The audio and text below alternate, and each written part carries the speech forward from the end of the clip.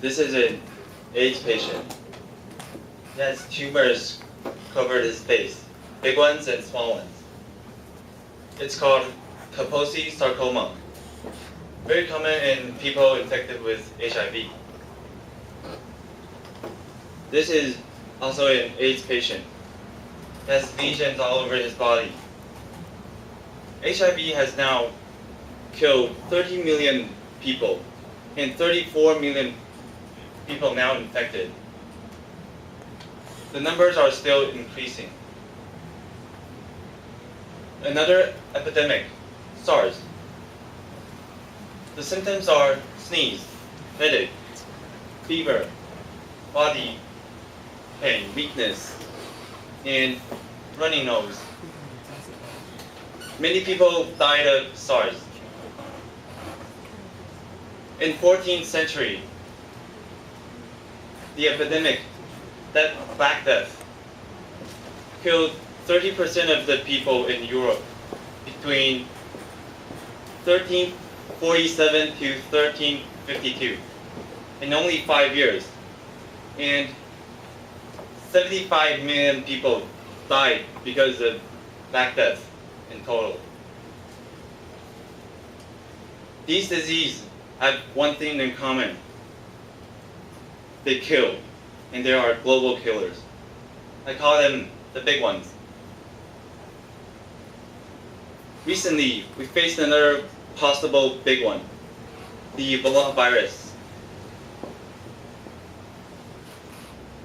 But I wondered, the big ones like SARS, bird flu, they're transmitted through airborne.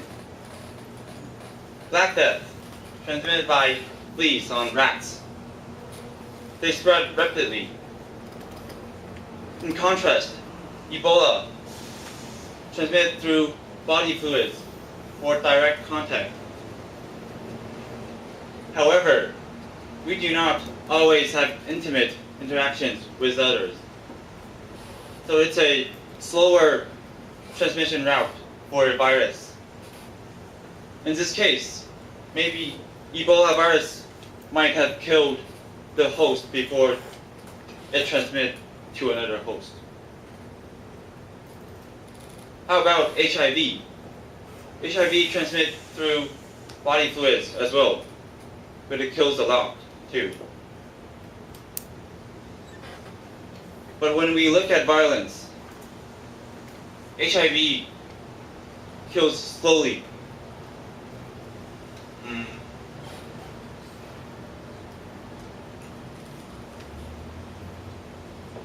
Takes a while, like 5 to 10 years. So the virus has plenty of time to travel from one to another. In comparison to HIV, Ebola kills so fast. The patient will die within only a week or two. This makes the virus harder, or no time for the virus to transmit. So it seems like the characteristic of Ebola, both poor transmissibility and high virulence, may fail to dominate in a normal sized population. But in a higher density population environment, the Ebola virus have those characteristics, may have higher chances to survive and spread because of the higher opportunity for us to interact with each other or encounter with each other. This is a scene in Grand Central Station in Manhattan. In Japan, this also happens every day during the rush hours. You can imagine how close you are to another. Others who might have certain disease you don't know, but you are so close to them. In India, in Taiwan, the night market, the MRT station. we are now entering a world of 7 billion people.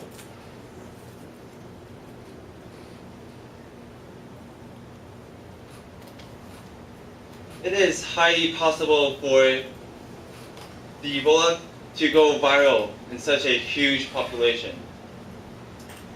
In this high-density world, the next big one can be not only Ebola, but any other kinds of virus or pathogen.